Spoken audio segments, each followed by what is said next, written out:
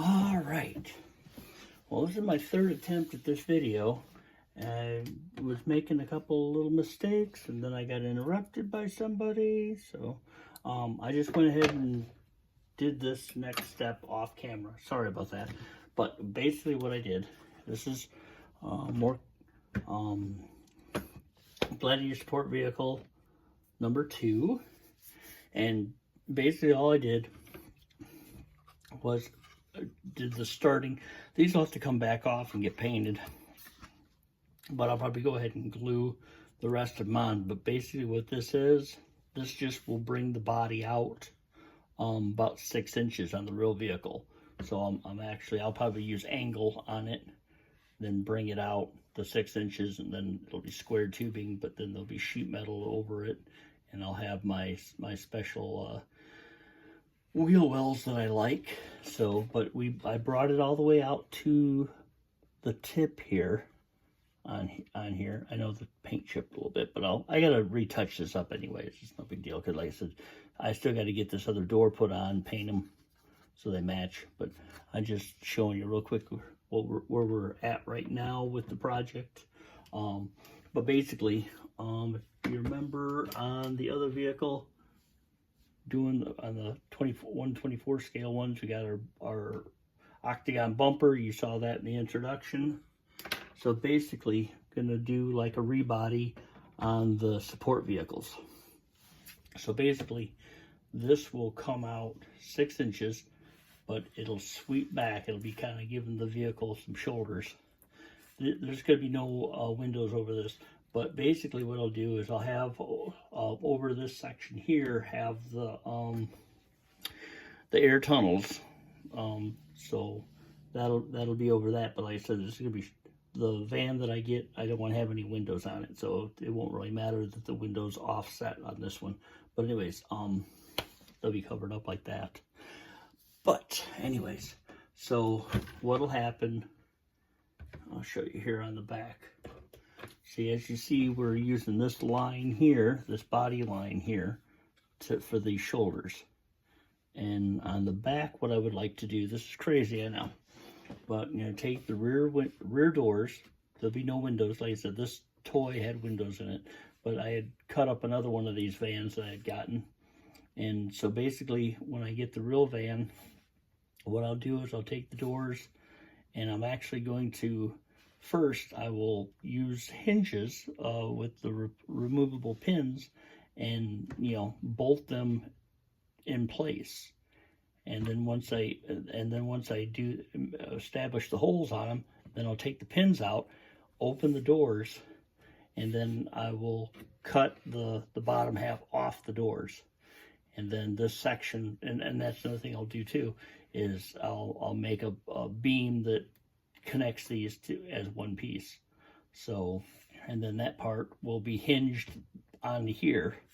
But also what'll happen is, I'll just use that 1/24 scale one for an example here, but basically we'll do one of these bumpers down here.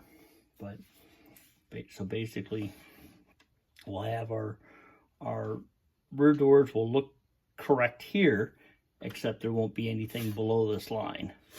And then this bumper is going to come out about a foot or so back here, and then the bottom of this will actually come down to that, like as a hatchback.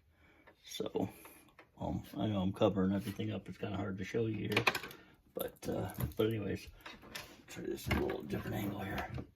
So anyways, that piece will be there. And then our bumper, I know I'm having a hard time holding this stuff in place. But anyways, this piece will be here, bumpers back here, and then this will have a angle going down to the bumper. But this whole unit will actually raise up like this. There'll be hydraulic rams that'll be built into it. So basically a push of a button, the whole thing will raise up to get back into the back, and then the whole thing will come down, close, and lock itself up. So it's all going to be automatic. But that's kind of the goal on that, to kind of do a little bit of gladification. I don't know what the word would be, but yeah. So basically, that's we're still saving up to, as of this video, saving up to get a van. But this is kind of the direction I'm going with it. It's just, so I did get one of these doors hinged on. I know the hinges aren't perfect, but once you get it painted, nobody's going to really care. And the funny thing is, they did make a mistake on this this model, because I noticed I got this door hinged on and it's on there correct, perfect. But this was on the back of this body here. I actually cut these doors out. But when I put them here and I put the other door on, doesn't quite fit. It's actually a little bit too narrow. But I don't want to cut any material off of here.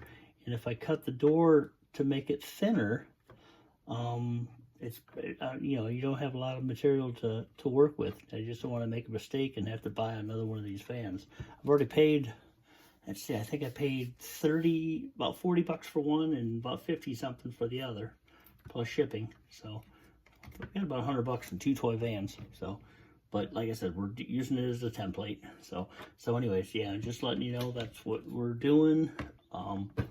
Because like I said, the actual Gladiator, you can see it's got that hatchback in the rear and stuff like that. This is my scale, how I for this vehicle, because it's 1/16 scale, and so these are all the measurements.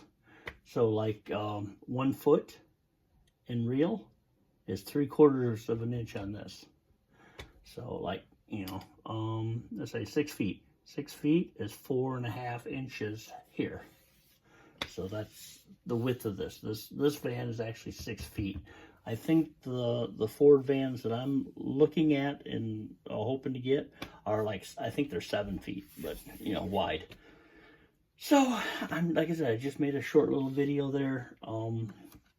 But I still got to do some more painting. Like I said, got to get this painted here. These pieces got to be painted. Got to paint the front grille. We're gonna put a toolbox up front too.